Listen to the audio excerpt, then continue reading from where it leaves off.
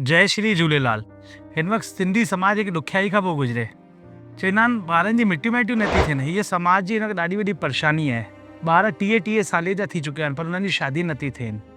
समाज जी में ॿारनि जी शादियूं न थींदी त समाज जो वंश बेल कीअं हलंदो? समाज ई न रहंदो। ईअं त इहो कान्हे छोकिरा ई 30 साले जा वेठा आहिनि, न्याणियूं बि घणी 30 साले खां मथे तक जी वेठी आहिनि, पर आपस में हुननि जी शादी न बि थी पाइनि, जंहिंसां समाज में रिश्ता न थी पाइनि। हिन ॻाल्हियुनि खां अधिकतर सॼो समाज दुखी आहे। पहिरीं ॿार 22-23 साले जो हूंदो त माउ पीउ घर बार ॻोल्हणु चालू करे छॾंदा हुआ ॿार लाइ। न्याणी हूंदी हुई त हुन लाइ सुठो घर ॻोल्हणु चालू करे छॾंदा हुआ। पर अॼु जा ॿार 25-27 साल जा थी था वञनि, माउ पीउ खे टेंशन नथी रहे, पोइ अची पछताईंदा कि ॿार वॾो थी वियो आहे। पहिरीं 26-27 साले जो ॿारु थींदो त आसे पासे में ॻाल्हियूं थियण लॻी वेंदियूं हुयूं, छो भाई हिन जो ॿारु फलाणे जो वेठो आहे, न्याणी वेठी आहे, छा ॻाल्हि आहे, छा कमी आहे घर में? अञा तक 26-27-28 साल जो ॿारु थी वियो, शादी न बि थिए। पर अॼु जे टाइम ते इहे ॻाल्हियूं आम थी वयूं आहिनि, छोकी सभिनि जा ॿार ई वेठा आहिनि। अॼुकल्ह 30 साल जी उमिरि पार थी वञे ॿारनि जी, उन्हनि जी शादी नथी थी पाए।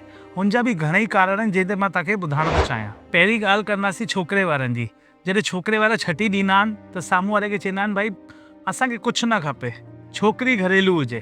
जॾहिं छटियूं अची वेंदी आहिनि पोइ चवंदा आहिनि भाई असांखे छोकिरी अहिड़ी खपे जो सुहिणी बि हुजे, सुठी बि हुजे, घरेलू बि हुजे, ऐं हिन जे अलावा असांजो मान सम्मान बि थिए। मान सम्मान हुननि खे अहिड़ो न खपे कि भई मान सम्मान ईअं, हुननि खे पैसे जो मान सम्मान खपे। जॾहिं छटियूं ॾींदा आहिनि तॾहिं त इहो चवंदा आहिनि कि असांखे न्याणी खपे घरेलू, भले पैसो न खपे। जॾहिं उहे छटियूं अची वेंदियूं आहिनि पोइ हुननि जा बि नखरा चालू थींदा आहिनि। हिन कारण में ॿियो सुठो जे चक्कर में हुननि जा छोकिरा रहिजी वेंदा आहिनि। एंड में 28-30-32 साल जी उमिरि में अची टेंशननि में अची वेंदा आहिनि छोकिरनि जे बाबति। ॿी तरफ़ अचे थी न्याणी जी ॻाल्हियूं। न्याणीअ जे घर में भले ई हुनजे घर में कूलर बि सुठो न हुजे, पर जे घर में वञण थी चाहे हुन में एसियूं लॻल हुजनि, हुनजे लाइ 2-2 मंजिला हुननि जा मकान हुजणा खपनि, कारियूं दर ते हुजणियूं खपनि, ऐं शादी करे वञा त सिधो मूंखे फ्लाइट में वारे विदेश घुमाइणु वञे। सपना ॾिसणु काई ॻाल्हि कान्हे, पर इहो बि त ॾिसिजे कि असांजी हूंद केतिरी आहे, असांखे बि हुन घर में वञिणो आहे। ईअं ई हर केरु सोचींदो त घर न मिलंदा। सोचे सघो था राजा जनक बि माता सीता लाइ राजपाट जहिड़ो घर ॻोल्हियो, पर हुननि खे वनवास ई कटणो पियो। पर हुननि वटि सर्वगुण संपन्न भगवान श्री राम जहिड़ो घोटु हो। ऐं ॿी तरफ़ मंदोदरी जेके सोने जी लंका में रहण जी राणी हुई उहा, ऐं रावण जहिड़ो कुलंकी पति मिलियो त हुनजो सर्वनाश थी वियो। त इहो सोचणो हूंदो, भाग्य में हूंदो त सभु थींदो, पर पाण पहिरीं पंहिंजियूं सॼी शर्तियूं रखी छॾियूं त उहो समाज लाइ दुखदाई बि थियनि। हिन कारण सां न्याणियूं बि न्याणियुनि जा घर वारा बि ॿियो सुठो करे छोकिरियुनि खे 30 साले तक विहारे था छॾनि। पोइ हुनजो आईंदो छा थो मिले? न्याणियूं ॿिए समाज में वञी शादियूं करे थी वठनि पंहिंजी मर्ज़ी सां, छोकी समाज लाइ अॼु जे टाइम ते ॾाढी दुखदाई ॻाल्हि आहे।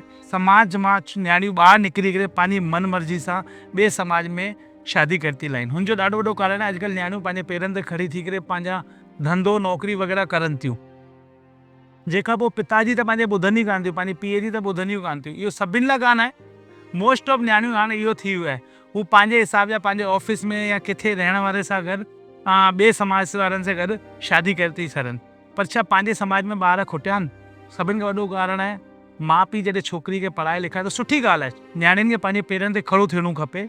समय कहिड़ो बि अची सघे थो, पर पहिरीं जो न्याणियूं खड़ी थींदियूं पेरनि ते, पर पंहिंजे माउ पीउ खां कॾहिं ॿाहिरि कान वेंदी हुयूं। मां सभिनि न्याणियुनि जी ॻाल्हि कान पियो करां, मोस्ट ऑफ द जो हींअर थिए पियो, हू न्याणियूं पंहिंजे मनपसंदि सां शादी करनि थी, पीउ जी ॿुधनि नथियूं, ऐं पीउ बि हुनजे साम्हूं लाचार था थी पइनि। जिते हू शादी करणु चाहिनि थी पंहिंजी मन मर्ज़ी सां करनि थी, जो कि हिन वक़्तु समाज में ॾाढी दुखदाई वारी ॻाल्हि आहे। इहो कारण आहे जंहिंसां अॼु छोकिरा बि रहिजी विया आहिनि, छोकिरियूं बि रहिजी वियूं आहिनि। असांजे समाज में न छोकिरियूं घटि आहिनि न छोकिरा घटि आहिनि, पर मिलाप नथो थी पाए ॿिनि परिवारनि जो। हुनजो ॾाढो वॾो कारण आहे जिज्ञासा, ॿियो सुठो, ऐं ख़ासि करे न्याणी वारे घरनि में त ॾाढो। न्याणी वारा घर त इहे सोचे वेंदा आहिनि असांजी न्याणी आहे, माण्हू घुर करे बि छोकिरी वठी वेंदा, पर अहिड़ो थियण खां पहिरीं न्याणी ॿिए समाज में अधिकतर शादियूं करे वेंदियूं आहिनि जो पढ़ियल लिखियल हूंदियूं आहिनि। उहे पंहिंजे समाज जे छोकिरनि खे पसंदि ई न कंदियूं आहिनि, उहे पंहिंजी मन मर्ज़ी सां जिते ऑफिस में रहनि थियूं। ॾाढी समाज जी ॾाढी दुविधा वारी ॻाल्हि आहे। असांजे समाज खे पदाधिकारियुनि खे सोचणो पवंदो, इहो ॾाढो गंभीर विषय आहे। अॼु समाज में ई शादियूं न थींदियूं त समाज जो वंश कीअं वधंदो?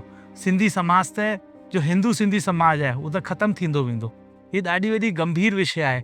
अॼु जिते बि वेंदो आहे न हर केरु इहो ई चवंदो आहे भई असांजा ॿार वेठल आहिनि मिटी माइटियूं न बि थियनि। कई माण्हू त ख़ासि करे मूंखे चवंदा आहिनि तव्हां वीडियो ठाहियो जागरूक करो।